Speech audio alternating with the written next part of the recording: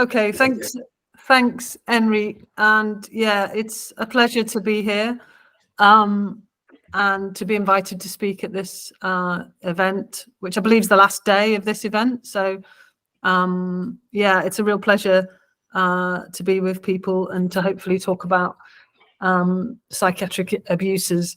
So I'm Professor Hel Spandler. I'm Professor of Mental Health at the University of Lancashire in England, UK, in northwest of England.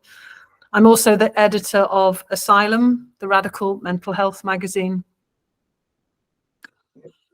And I wanted to talk today about mostly about the current situation here in England and how I'm currently thinking about psychiatric abuses here.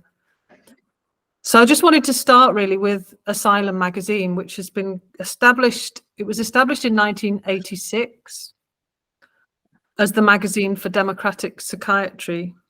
And it was inspired by the democratic psychiatry movement in Italy, the anti-psychiatry movement, and also the psychiatric survivor movement. Asylum has a long history in trying to, keep on that slide, keep on the first slide, yeah, thanks. Asylum has a long history trying to expose the abuse of psychiatry. When we talk about the abuse of psychiatry, I think we can think about it in lots of different ways. So firstly, we can think about it in terms of psychiatry itself as a form of abuse, which some people talk about. Or we could also talk about society using psychiatry or misusing psychiatry as a form of abuse. We could also talk about individuals within psychiatry using it to abuse patients. But I want to talk today more about a different form of abuse, which I've come to call psychiatric neglect. But just to go back to the issue of asylum and how we've been trying to expose abuses in psychiatry over the past nearly 40 years. Our founders of the magazine had this very much in mind. So the late Alec Jenner was one of our founders, and he was the first Western psychiatrist to call attention to the political abuse of psychiatry in the Soviet Union in the 1970s. Where Russian dissidents were incarcerated in psychiatric hospitals and treated as mentally ill. One of our other founders, a psychiatric nurse, Lynn Bigwood, was involved in whistleblowing the case of two male psychiatrists, Kerr and Haslam, who sexually assaulted and abused many of their female clients in the 1980s over a number of years. And patients who talked about this abuse weren't believed because they were seen as mentally ill. Now, this theme of disbelieving and abusing psychiatric patients continues in one form or another today. But it's important to state at the outset that psychiatry does not exist in a vacuum. It's deeply entangled and embedded within wider structural forms of oppression. And it's often more complicated than is often assumed. So not only does psychiatry reflect and reproduce, it also sometimes challenges prevailing social inequalities and oppression.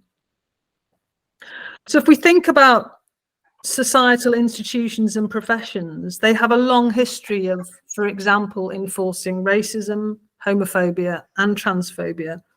And this history is quite well known, mostly via psychiatric diagnoses like the proposed diagnosis of drapetomania, homosexuality, and transsexuality as a mental illness. However, perhaps psychiatric resistance is less well known. For example, drapetomania, the psychiatric diagnosis that was proposed for slaves who wanted to run away from their slave owners, was never actually endorsed by psychiatry. In fact, the emerging profession of psychiatry of its time mocked the idea that was proposed by a very racist scientist. who went on to establish a very racist scientific project, but psychiatry did not endorse this idea. That doesn't, of course, mean that psychiatry isn't institutionally racist, because I think it is. But I think it's important to also acknowledge the ways in which psychiatry has sometimes stood up against oppression. Similarly, in relation to homosexuality, whilst homosexuality was certainly figured as a mental illness in various diagnostic manuals, there were also examples of psychiatrists who resisted that idea and actually supported patients to be openly gay at a time when wider society prevented that.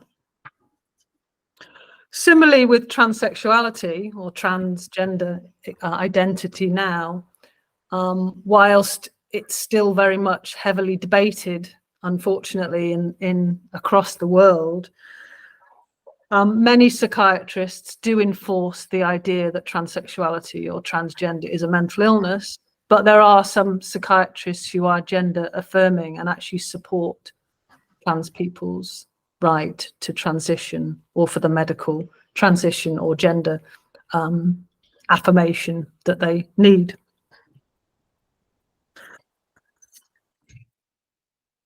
So when I referred before to the different forms of psychiatric abuses, I wanted to refer now to what I think is going on today in England specifically.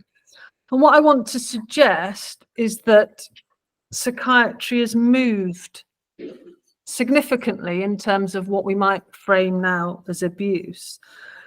And I think we're witnessing both increasing coercion and abuse of mad, distressed and psychosocially disabled people. But we're also experiencing a period of psychiatric neglect. And I think we have to see these simultaneously as they're interrelated under modern neoliberal capitalism. So when Asylum magazine was established nearly 40 years ago, and I think since that time, we've seen the progressive abandonment and criminalization of mad, distressed and psychosocially disabled people. And we could argue that this situation is no accident. It's part of what many scholars and activists have referred to as organized abandonment. Many scholars have talked about this, specifically Ruth Gilmore in the States.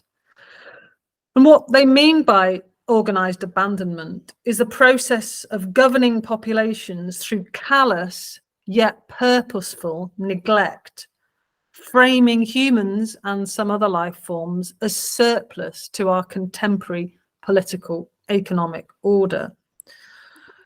Organized state abandonment also requires criminalization in order to maintain social order and manage the surplus population, people who are no longer economically viable to our society. There's a recent book called Health Communism that's worth reading on this topic. And I think this is why we've seen both simultaneously a decrease in psychiatric hospitalization and an increase in the prison population. They go hand in hand. So whilst the state and the welfare state has retreated under neoliberalism, the state has also come in to enforce with a hard hand and enforce coercion on those people who are no longer able to survive in this system. So what we're actually seeing here in England are people who have severe and enduring mental health difficulties, often, although not always, related to past histories of trauma. Services being removed in the name of individual responsibility, recovery, and inclusion. And what's also interesting about this is that the current state is mobilizing anti-psychiatry arguments as a justification for neglect. So the idea that we don't need the idea of, for example, the problem with institutionalization, the problem with medicalization, the problem with diagnosis, etc., are increasingly used as a justification to prevent people accessing support. Peter Sedgwick predicted this situation in his 1982 classic book, Psychopolitics, where he talked about how seemingly progressive ideas could be abused in contexts of a right-wing, neoliberal, conservative contexts. So in the UK, the idea of recovery, for example, has been used as a stick to beat survivors with when they're not able to recover and get back to work or off support and benefits. An activist group in the UK called Recovery in the Bin was formed a decade or so ago now, and talks about neo-recovery as a form of neoliberal recovery, which is enforced on patients to force them out of services, out of welfare support. So what we're increasingly seeing is long-term service users who are unable to recover in the current situation, told to either go and see their GP or attend accident emergency or emergency services.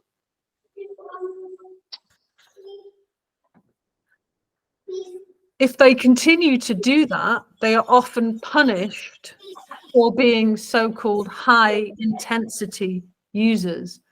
In other words, they use services too much. They're too much of a demand on resources. And what we're increasingly seeing is people being effectively criminalized in order to prevent them from becoming dependent on, or a so-called drain on, resources and services.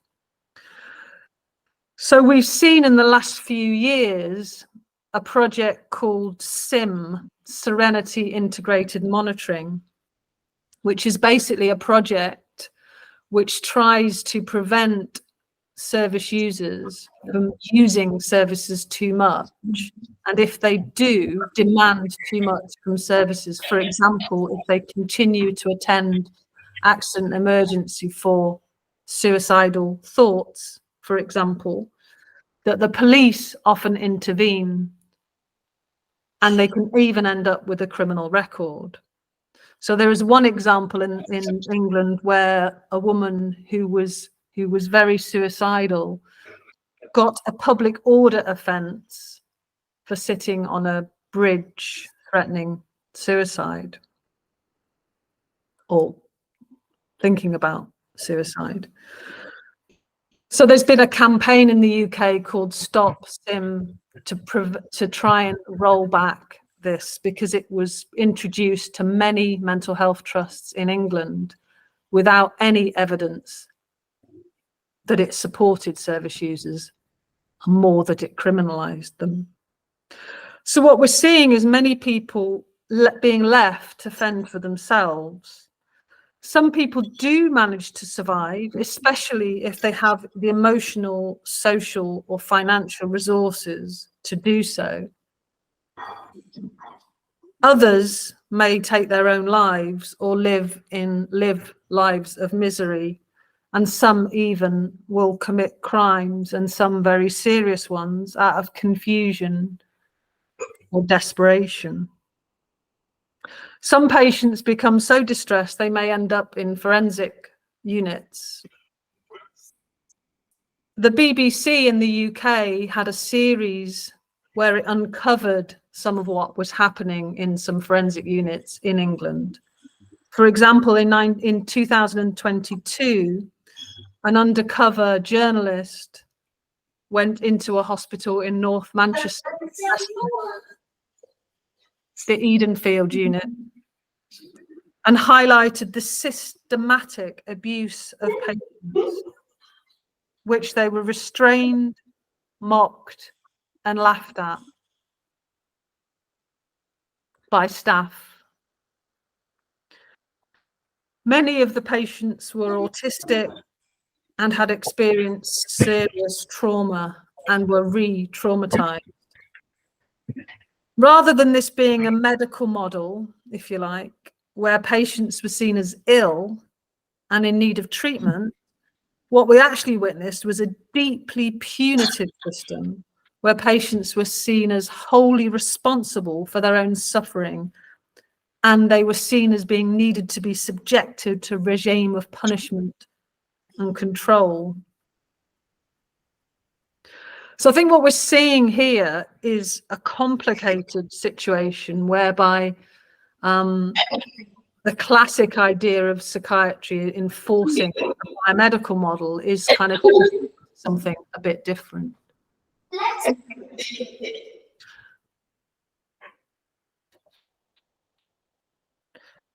We've seen a number of tragic consequences of this situation.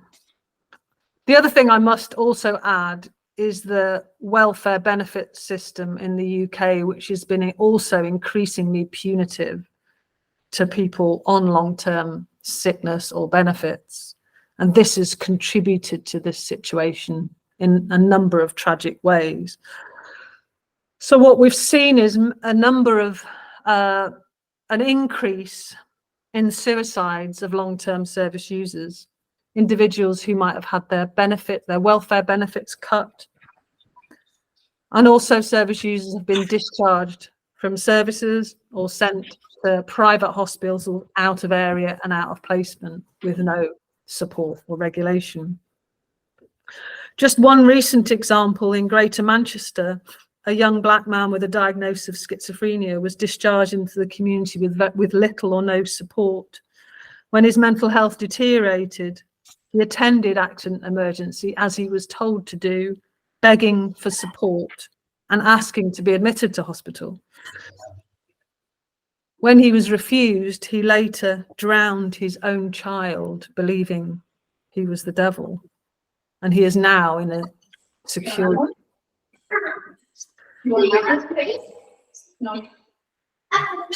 I think these things need to be spoken about. They're not easy to speak about, but these are some of the tragic consequences of what people call organized abandonment. Yes, ma'am. And we're also seeing not only psychiatric neglect, but continuing forms of psychiatric abuse in the system through restraint, over-medicalization, and over-coercion, particularly populations.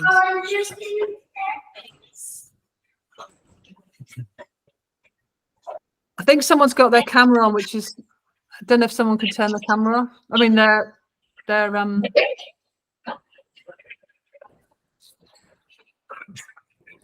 I'm still sharing. I'm hearing, yeah, I don't know who, yeah, is that better? Thank you. Yeah, we're cooking. It's the kitchen. My apologies. That's okay, don't worry. That's fine. No, it's completely fine. My apologies, Hel. That's okay. So what is to be done with all this? We can go on the next slide now. Yeah, so this is a very difficult situation, I think. And I think what we have to start to do is start to find ways to expose and fully acknowledge the harms that we're witnessing, all the harms that we're witnessing, not just the harms that might fit our prevailing ideology, whatever that may be. We also must acknowledge both historic and current harms. Back in 2017, so 6 years ago, myself and a trade unionist and trade union activist and psychiatric nurse Mick McKeown proposed a truth and reconciliation approach in mental health services. It's often easy, a truth and reconciliation approach like the South African truth and reconciliation approach, where we start to actually hear about some of the harms from people who've been harmed within the system in whatever way they've been harmed. This is a lot easier with past harms that have been officially recognised. So, for example, in the UK, there's starting to be, after nearly 50 years, recognition that things like aversion therapy of lesbian and gay people was a human rights abuse. So the British the Royal College of Psychiatry has apologised for aversion therapy, and some universities who were involved in developing aversion therapy are starting to acknowledge some of their role in aversion therapy. But of course, this isn't the case with regarding conversion therapy of trans people, who are still subjected to forms of conversion therapy, because it's not widely accepted, unfortunately, that this is wrong.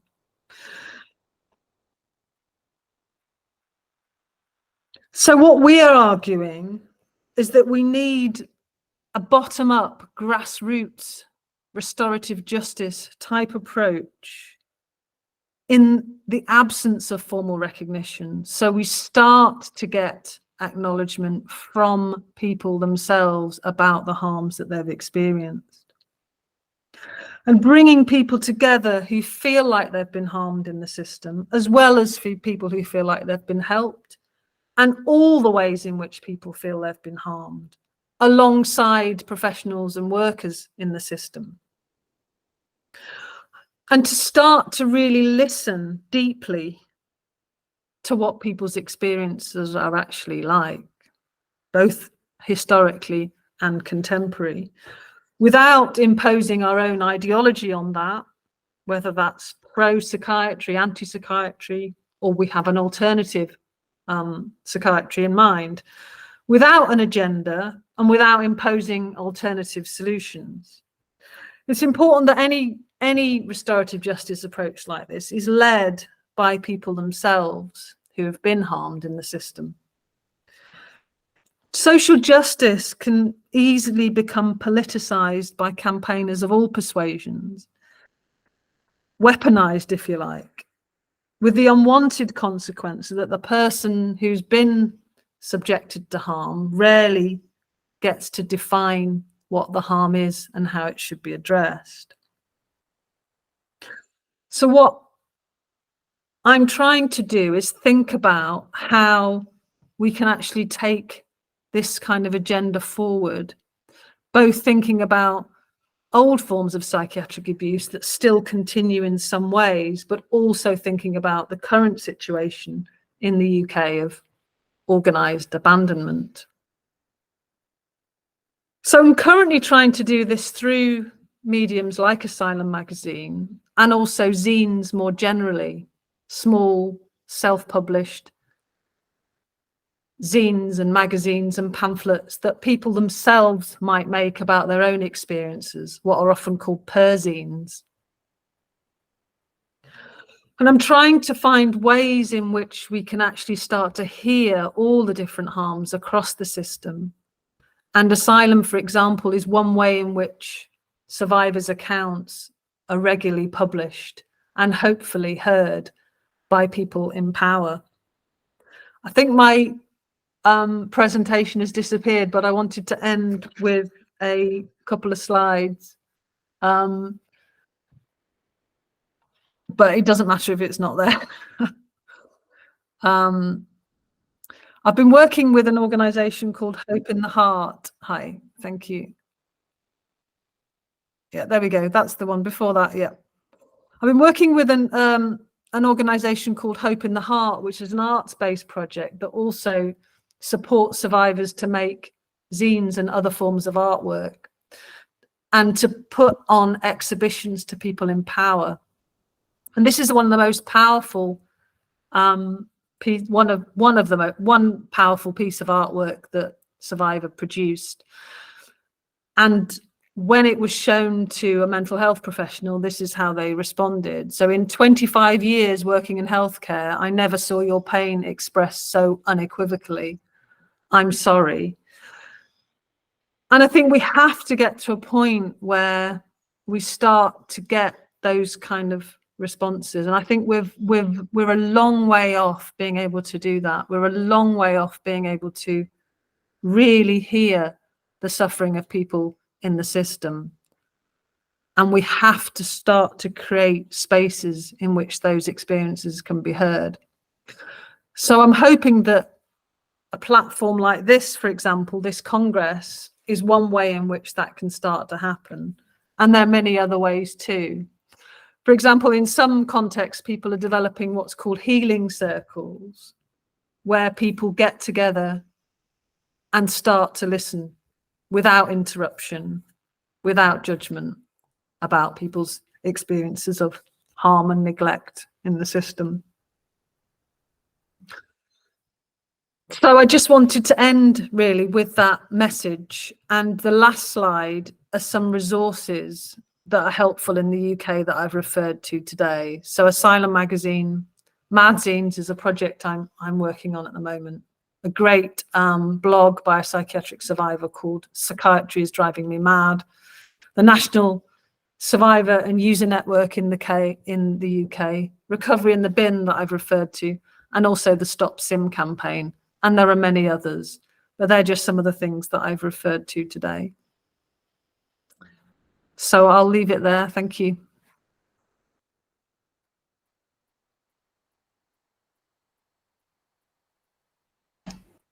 Thank you so much.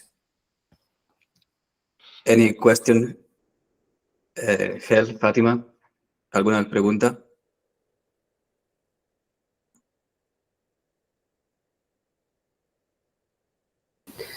No, ninguna. Tampoco tengo mucho capacidad para hablar en inglés, entonces. Pero me ha gustado mucho. Muchas gracias. También conocer cómo se está articulando en otros países me parece bastante importante, que probablemente hay diferentes contextos y otras, pues al final otras situaciones, pero bueno, hay similitudes también, ¿no? En lo que está pasando aquí. Adele is saying that there are very similar scenarios in Spain at the moment, in Madrid. And it is very beautiful, really interesting and important to get to know what's going on in the UK.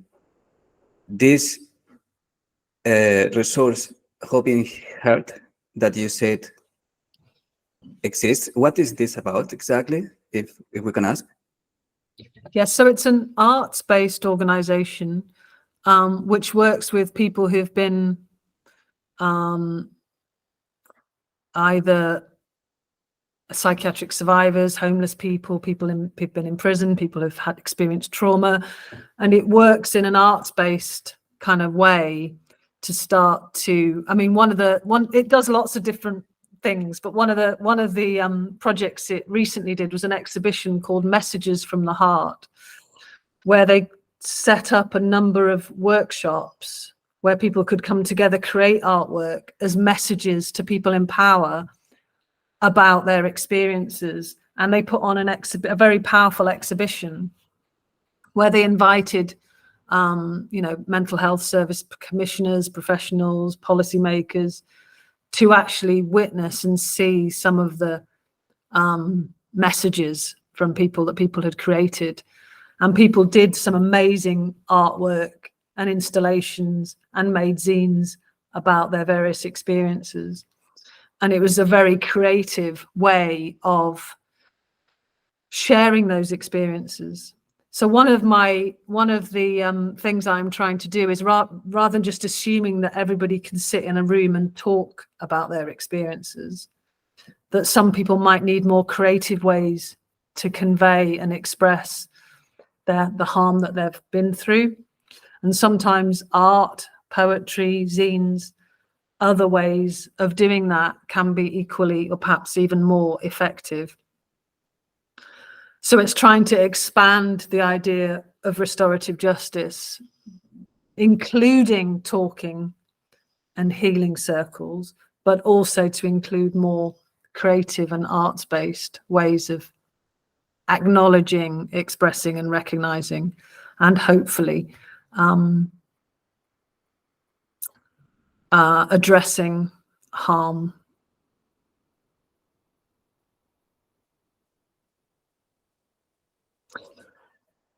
Yeah, I just noticed in the chat, I also wanted to highlight the importance of testimony as a political weapon. Yeah, I don't know quite what you mean by that, but yeah, it is. I think what we see in England at the moment is kind of quite a lot of polarized politics in all sorts of different ways, but especially in relation to mental health politics. There's a lot of polarization around things like diagnosis, medications, psychiatry, and trans identities and neurodiversity. There's huge amounts of polarization. And I think what we see is people using personal testimonies to argue for their own cause. So, you know, if someone's been helped by psychiatry, then someone will use that to say, this is what we need more of this. Someone who's been harmed by it says that we need to abandon it all. Someone who, say, for example, that occasionally might be trans people who detransition, that's weaponized by the anti-trans lobby to say that nobody should transition because a few people have decided that they didn't want to transition anymore. So there's lots of ways in which personal testimony can be weaponized, absolutely. And I think that's one of the reasons why we really need to be present to it rather than just pick and cherry pick the testimonies that we believe in that fit our own ideology or not, because that tends to be what happens. Yeah, we have a very virulent, I think that's the word, anti-trans lobby in the UK. Yeah, and it's they're setting up new forms of conversion therapy for trans people. They call it gender exploratory therapy, which sounds nice, but it's really a form of it's a subtle form of conversion therapy.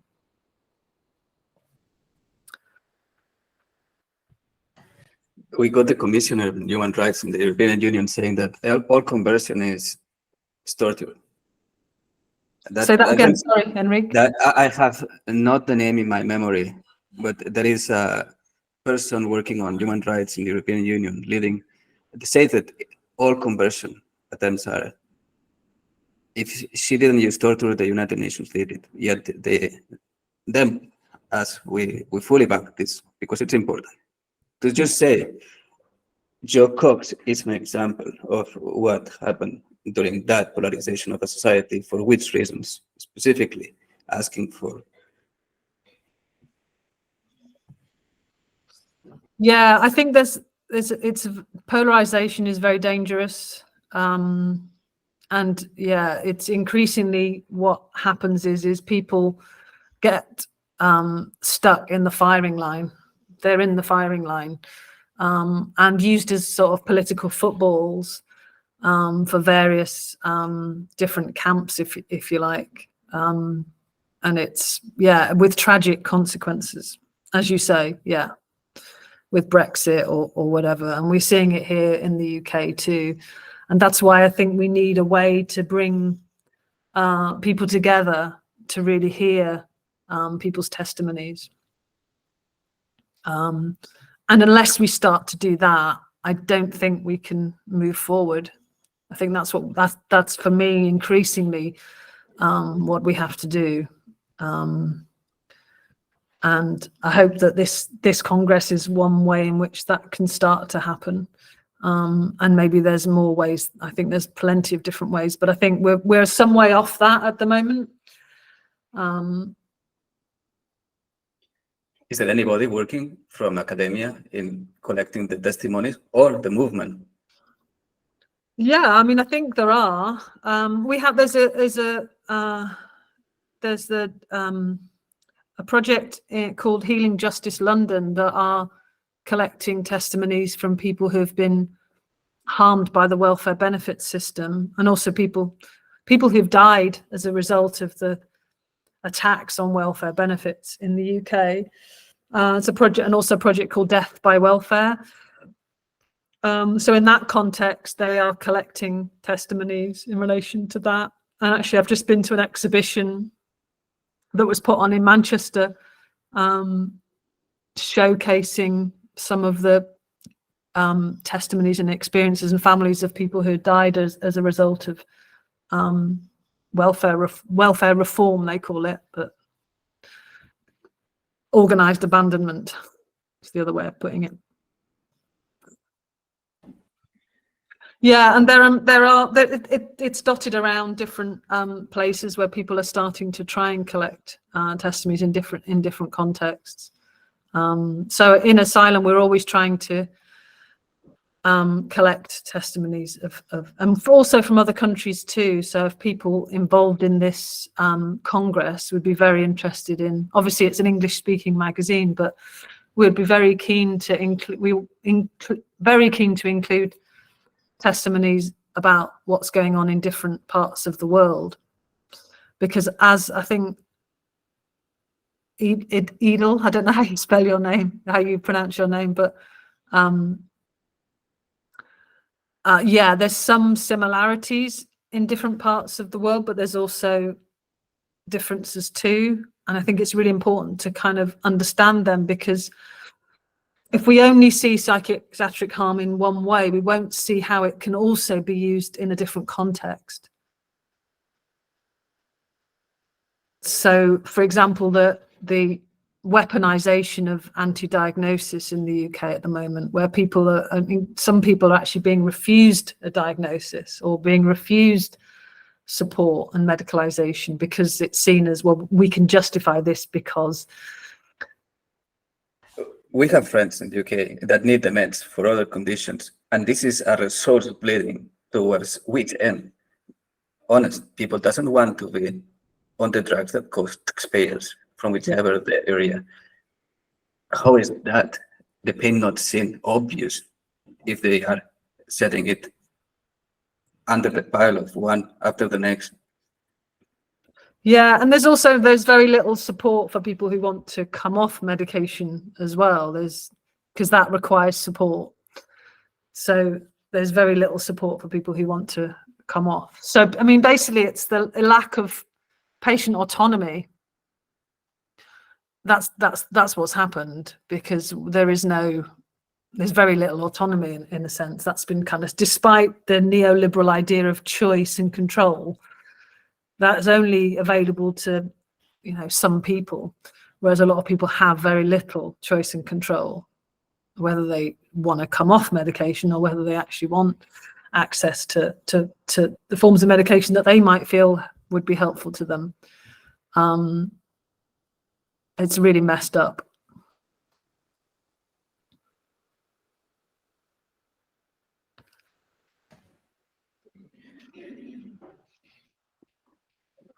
On my end, Hel, we can set it here, and that is it. My apologies because of the noises during the cooking. And let's hope that we can all have dinner, because at the end we have seen the scenes in the seaports of any coast in United Kingdom, any other place, old factory towns, whichever the situation. In new situations, all the ones we had no idea. It was Iceland war for the fisheries. Looking at the present time, how that happened, how the hell people is in the streets, not even having the bare minimum to have a dignified life. And this is themselves, ourselves. When you say controlling, kind of shocked me to have it in the liberal conversation, but I got it. It's them, us having the, not anybody else controlling. So it's us controlling the situation individually. Is out of control the situation in the UK? How do you see it as a professor? How would you synthesize it? Is it falling down? The system is collapsing, the healthcare. Can people get the care? There's a systematic attempt to dismantle the welfare state, but there is resistance, and it's not completely dismantled. There are places and spaces where support is still available. We still have a national health service, but it is being increasingly eroded and privatized and sold. So a lot of the mental health services that exist now have been sold off to private companies who are now running as a profit, and that's happening across the National Health Service. But I mean, we do have it's still available, but it's not universal healthcare as it was envisaged in the post-war period, from cradle to grave, and the idea of a welfare state as being a place where people's distress could be contained and people who fell on hard times for whatever reason would be supported. And there's been a systematic attempt to dismantle that under the sort of neoliberal austerity. But I mean, there's lots of ways in which both service users and staff are defending healthcare, but it puts us in a difficult position because sometimes we're defending things that we didn't particularly like in the first place. Like psychiatric hospitals are not the best place for people in distress. They can be terrible places for people in distress. But also sometimes we can be left defending those things because we know that if they are dismantled, what will be left? So it puts activists in a very difficult position. And that's happening across the board this happened in the 90s and early 2000s with daycare as well, and day centers. So everything's become increasingly privatized and individualized, such that there's very little collective provision or very little ways in which people can come together to organize collectively. And that's also, I suspect, to some extent, orchestrated. Are you aware that there is a campaign to do a collective action or similar from MAD in UK? Not exactly then, at least it was posted over there. That's a class action? I don't know the details. Yeah. About. Me neither. I don't think we can't do class actions in the UK. I don't think we were. We do not have the chance to do it in Spain, neither in medical. And as far as I check in European Union, we could do with a class action, but I'm not sure that we. I've been arguing for this in relation to many examples of psychiatric abuse. But I'm not sure. I think it's the states they do class action. I talked to various lawyers here, but I might be wrong. But they were saying we can't do a class action suit. Yep, this is something I'm gonna include in the footnotes for the transcript. Do you feel like we have to add something else here to close the event? No, I don't think so. Yeah, sorry, I didn't. Apologies for the presentation. Yeah, I couldn't. Yeah, I found it hard to. It was wonderful, and thank you so much. I am truly amazed of having had you all, and everybody. It has been wonderful. Yeah, well, I hope it's gone well, and I really apologize. I haven't been able to be at many of the. I did come to the earlier Spanish, some of it, but I had the transcription on, but I tried to follow it, but it's quite hard to follow with the transcription. It did transcribe, but it was really hard to. It didn't always transcribe very well. So I got the overall gist of it, but not a lot of it. I couldn't follow, unfortunately, because I was really fascinated by the other talks, and I would like to have been part of it more, but that's kind of hard. No problem. We are gonna use the post afterwards to share notes. If you want to ask anything to any of the presenters, we can.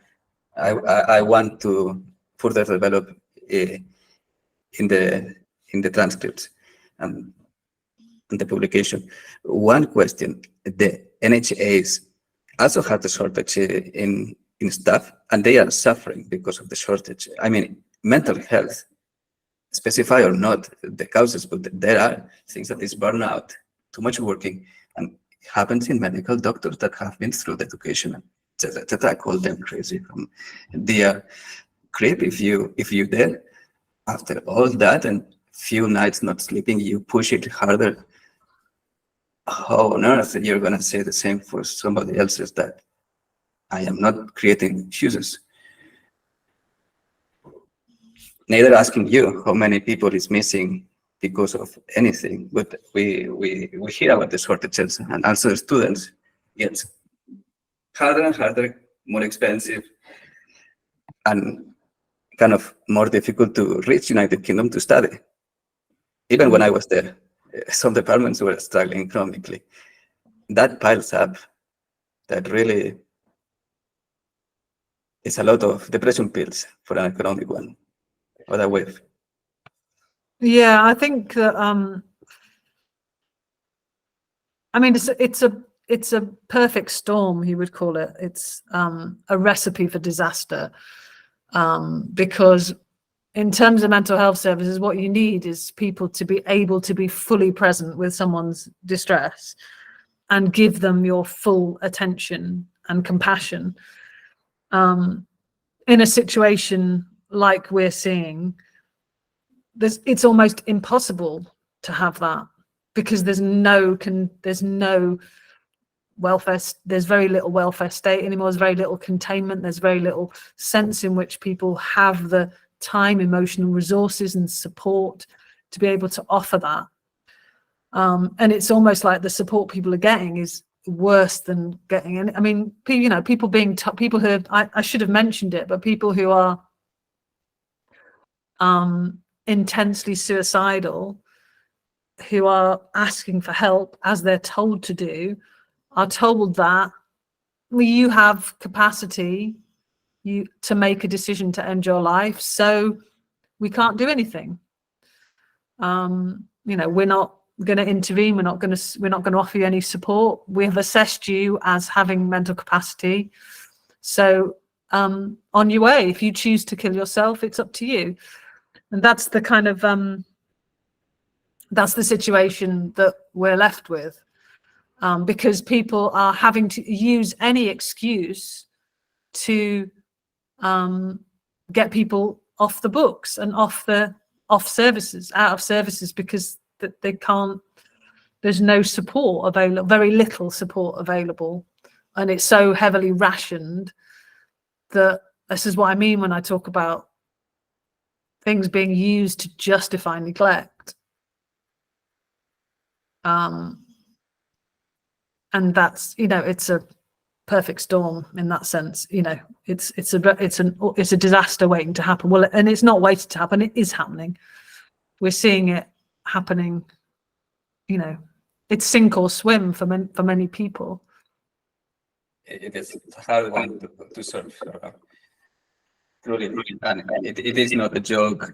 I remember the news that we read, because this kind of thing choose. At least some of us, somebody wish not to have an arm or a leg. I do not remember. The NHS didn't cover that. He did it on its own in the backyard with an axe. The hell ensued. No, it was painful, chronic pain, as if we have to believe the I don't know if it was just the sun. Anyhow, there was no pleasure. No page 3 is here. We do not take credits for anything that happens, and it should not. Probably he should not have cut his own members. And this is kind of the conversion, transform your own mentality towards a better one. It's not on our own end to decide yet. That it's an equation. At the end, it costs a lot of money if that treatment. Glorious the fear that still one the mathematics department on, and we can sacrifice another one. What do we cut from the university when it is truly a miracle? That is, well, Hel, I prefer not to say anything else. Only I wish I can visit you someday. And would love that, Enrique. I'd love that very much. I have been to Madrid. Okay, do you know the I can't remember what they're called. There's a group in Madrid, a association for. I spoke to a group in Madrid a few years ago before COVID. I can't remember what they were called now, but there was some good. I met some good people in Madrid a few years back. In case you go back, Edel. Yeah. Are you based in English? Madrid? Are you based in Madrid?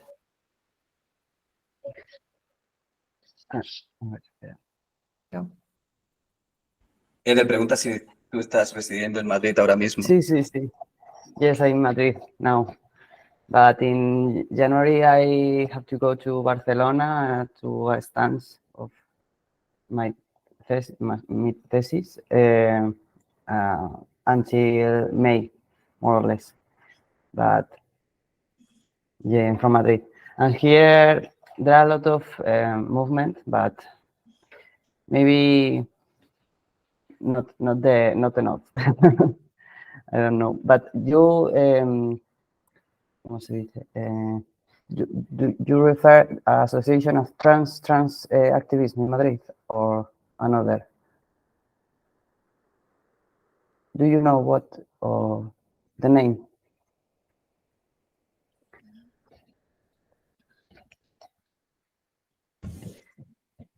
Which one did you visit when you were in Madrid, Hel?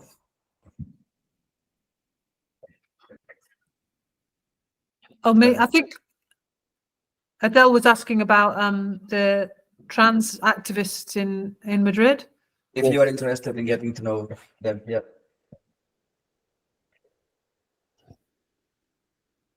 Yeah, the group. They were a group of mental health workers, and they were in a. I can't remember the name of them now. I'll have to dig. I'll dig it out and let you know because they were. Flipas, que a lo mejor era Flipas, y si no es el Congreso de Escuchadores de Voces, que no ha habido mucho más en Madrid. No. ¿No? Hearing voices, no. Entonces, I'll find out and send it to Enrique. I've got your email. It was an association, Madrid Association for Mental Health or something. They were the they were at split. There was like at the radical end of a mental health association, but I can't remember what they were called.